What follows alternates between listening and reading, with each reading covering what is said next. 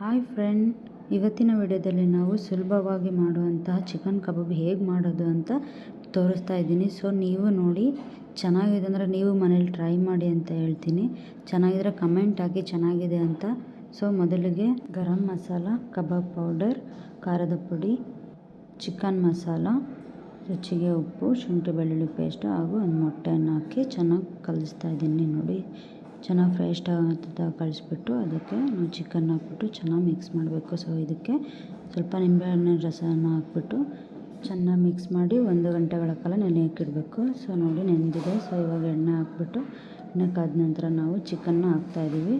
Chicken ಹಾಕಿ ಚೆನ್ನಾಗಿ fry ಆಗಬೇಕು. ಚೆನ್ನಾಗಿ ಫ್ರೈ ಆದ ನಂತರ ನೋಡಿ ಫ್ರೆಂಡ್, ಗರಿಯಾಗಿ ಬರುತ್ತೆ. ಸೊ ನೀವು ಟ್ರೈ ಮಾಡಿ, ಚೆನ್ನಾಗಿ ಬರುತ್ತೆ.